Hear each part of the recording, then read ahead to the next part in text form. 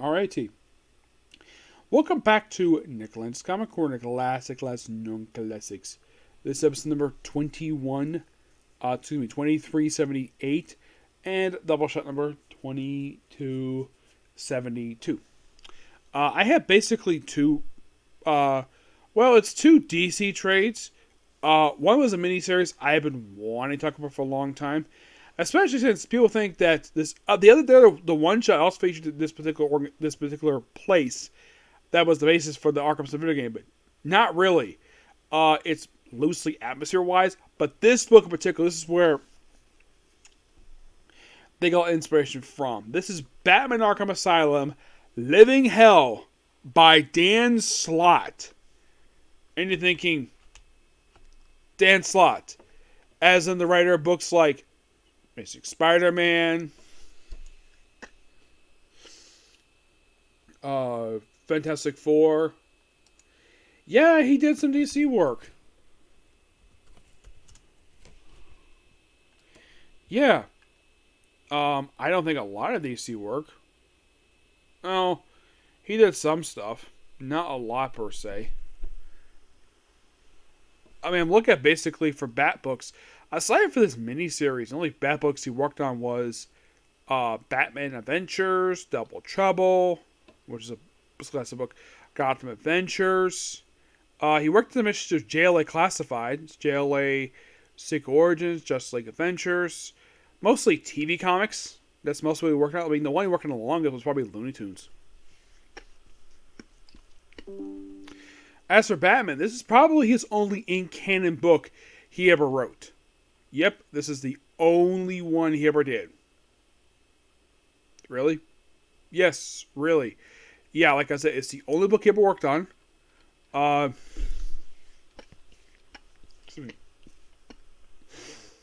it's quite strange to the fact that this is the most recent book he worked on. Surprisingly. Yeah, it's only like I mentioned, it's one of very few canon books he worked on for DC. Mostly put like a side book, but this is the only Bat miniseries he ever wrote. Yeah.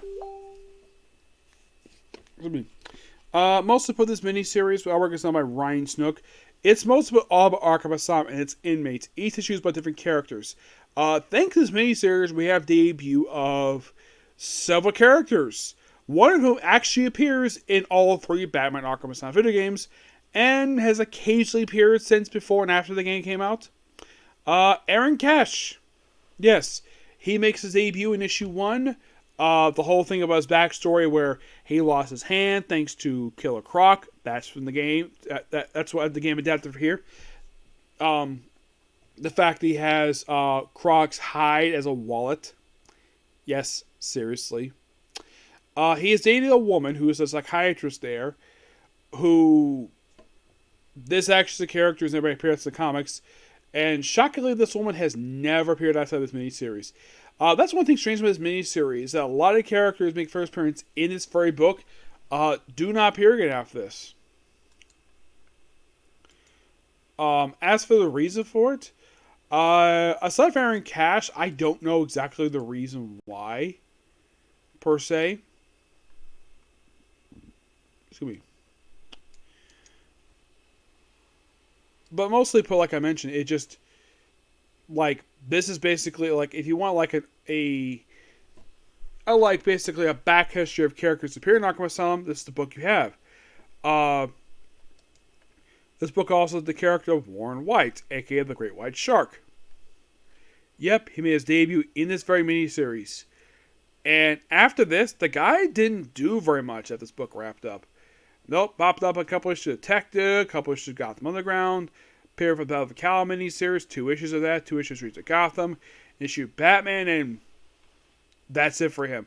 The whole thing with his history with this guy is that he was a very unlucky individual, where a career criminal who got Arkham based on a fake insanity plea, so instead of putting him in a normal cell, they put him in Mr. Freeze's cell, so that caused his lips and his ears to basically come off, including his nose. He files down his ears stay there, but he files on his teeth like a sharp, like razor sharp teeth, And he still acts like basically a crime boss in the actual Arkham Asylum itself. There's also the first appearance of Jane Doe. Yes. And she has appeared.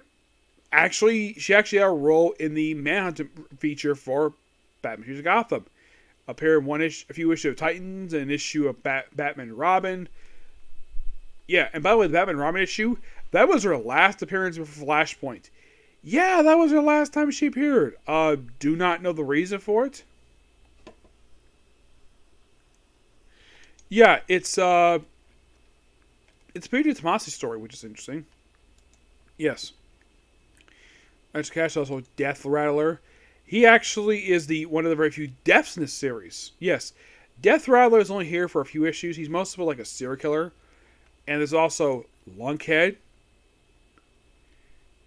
who also has a miniseries as well.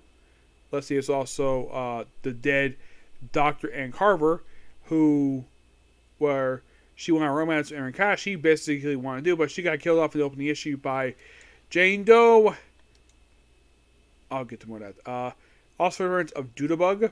Now, why in the world is she called Jane Doe? She's a serial killer, and she skins people after killed and wears their skin like a suit and assuming their identity. Yeah, that's literally what she does. Yep. Issue 2, debut of Humpty Dumpty. Yep. Humpty Dumpty, the man who fell off the wall. Yeah, in the book, basically, he's a very, very model patient. At one point, he actually, when he was fighting Batgirl of people, she fell off and she dislocated her shoulder, and he put her back in place. It hurt, but she thanked him for doing it. He has this thing of like taking it apart, put it back together. That's here. He is mentioned Arkham Asylum, but does not make a physical appearance. The only character who does, obviously, is Aaron Cash. Issue 2 also debut of Junkyard Dog. Yes, seriously, Junkyard Dog. And that's it. Two-Face is here, like at one point, like they have it where, like, comes up to be basically where Warren White basically is under the thumb of Humpty Dumpty, all because of the flip of the coin. Also, at one point, we also have where Two-Face can't use his coin because his hands were damaged, so he doesn't wear it as his coin flipper. Yeah.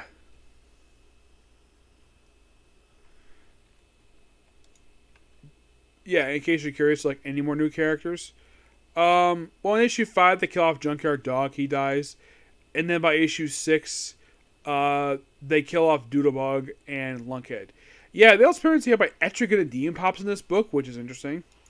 Batman plays a small role here, but mostly it's about Arkham Asylum itself. And this is a really good miniseries. Dan does an excellent job. Excuse me. It's surprising they never came back to another book after this. Well, that's a canon book. Here's an example of Ryan Snook's artwork. Yeah, it's something to the fact he never did. I'm not sure why. Next book is not that one. Lazarus Planet. Yes. The story which, from what I have heard, was done due to editorial mandate. They demanded this book to happen. And by the way, they had to put the Batman vs. Superman miniseries on hiatus for like 2 months. Like, just before they finished the miniseries off, we had to stop that miniseries issue 4 to do this little mini event, and then the miniseries conclude. You ready with these one-shots of the following? Mark Waid, Jin Lu Yang, Nicole Means, C.S. Packhat, Frank Byrne, Leah Williams, Francis Manpole, Dan Walters, Philip Kennedy Johnson, Josie Campbell. Those who are not familiar with Josie Campbell, she's the one, from what I've heard, responsible for the She-Ra Netflix show. Yep, that was her. Alex Segura, Alex Pengo, Greg Pak, Dennis Cover, Ran V, Brandon Snyder, Chuck Brown, Delilah Dawson, Tim Seeley, A.I. Kaplan, and Alyssa Wong, the current writer of Deadpool and the upcoming writer for Captain Marvel. Artwork is done by Ricardo Farici, Billy Tan, Skylar Patridge, Scott Kowalski, Sam Basari, Vinici Kafas, Marguerite Savage, Francis Mampold, Max DeBar, Jack Herbert, Caitlin Yarsky, Clayton Harry, Christopher Mitten, Makar Chang, Jesus Moreno, Lat Shimmer, Laura Bigia, Athena Martinez, Mark Morales, Brandon Stein, Bo Moraves, Chris Burnham, A.L. Compton, Henning, and Mike Perkins. And your first reaction is, wow, that's a lot of artists and writers. It is. All the covers book, here's a surprise. Dave Marquez, Alejandro Sanchez. You want to touch, obviously, Lazarus Planet Alpha and Omega one-shots. Here are the other one-shots. Assault of Krypton, Once Were Gods, Legends Reborn, The Next Evolution, Dark Fate, and, Capital Omega. Yeah, mostly put Lazarus Planet, mostly put... The best way to describe this event... Oh, by the way, we have a cameo here by Jaime Reyes and the Blue Devil. Yeah. Never thought I'd see those characters. Monkey Prince actually appears in this one-shot and the following one. But that was it. He does not play a role in the main story. Yeah. So, basically, Robin gathered a bunch of heroes to work with him. And the heroes are Zatanna, Jaime Reyes, Supergirl, Blue Devil, Power Girl, Monkey Prince, Mary Marvel, and Cyborg. Yep. Oh, by the way, we gotta get this shot here of... Oh, let's have a close-up of Power Girl's rear end.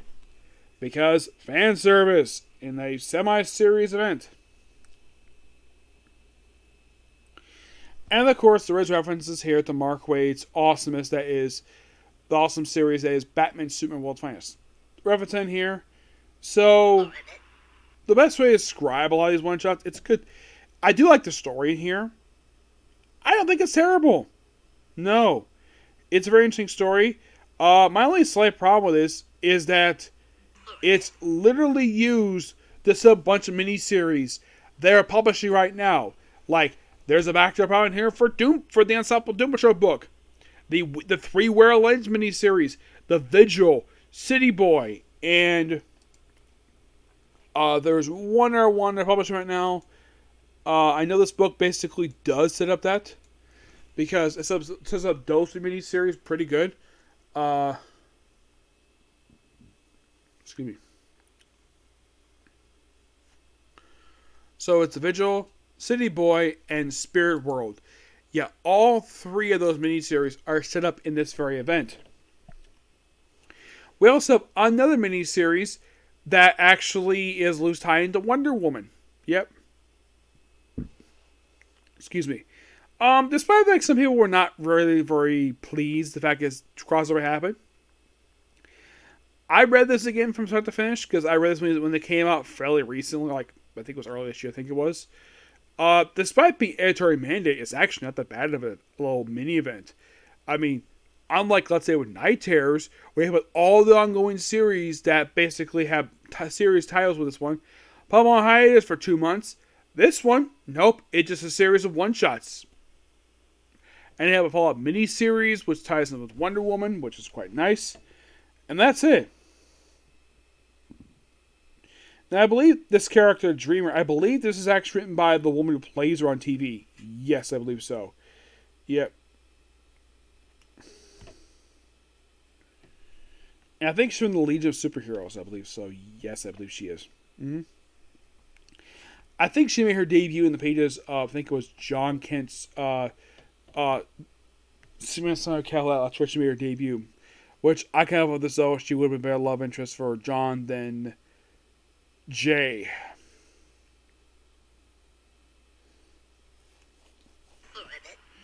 But I do find this whole mini event to be quite interesting. Though, here's the first of these little backdoor pilots. Electric, basically, he's like, you ever had a really bad day? Ash, Continued in Avengers Superman John Kent, which, by the way, the writer of this story here does not write that miniseries. That's on by Tom Taylor. That's the first one. Not the only one. I want to focus on Lex. Like, very few of DC universe do get a chance to get involved with this little mini event. Like, there's even that miniseries with Lazarus Planet miniseries that can draft this one. For Aquaman's story, it's like continued in Dawn DC. The Martian Manhunter story, some continue in Dawn DC, but some of these characters don't even get a book. Like, Aquaman still doesn't have a freaking book. Yeah, he doesn't. Here's one for you. A Wonder Woman story by Philip Kelly Johnson, which, of course, I've had this book for really good. Where, then we have, here's one.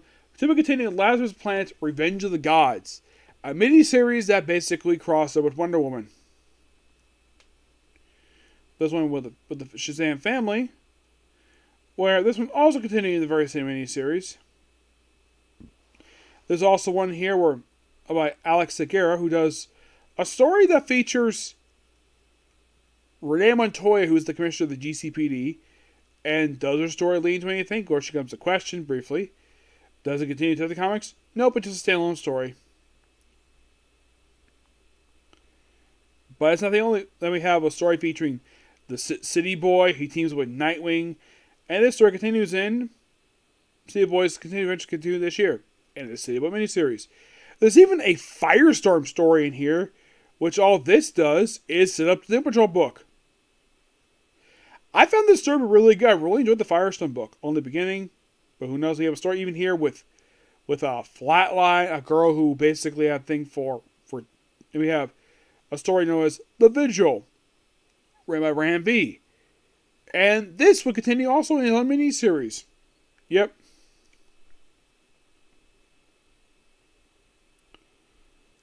Yeah. You're thinking, okay, you said there's a Doom Patrol one here. Which one is it? Well, the writer of the miniseries actually does write the backstory in here. There's the appearance of a Sideways. Yes, Sideways. A Dan DiDio character. A character who, after his own series wrapped up, DC's on Virtual was nothing with him at all. There's even a story here with a Huntress. Yes, the beautiful Huntress. And it says, to continue, summer of 2023. Then we have Stormdrug, and this is the one written by the one who writes the miniseries, Dennis Clover. The Unstoppable Doom Patrol. Yep, and that's all the story is. It's a backdoor pilot to their miniseries.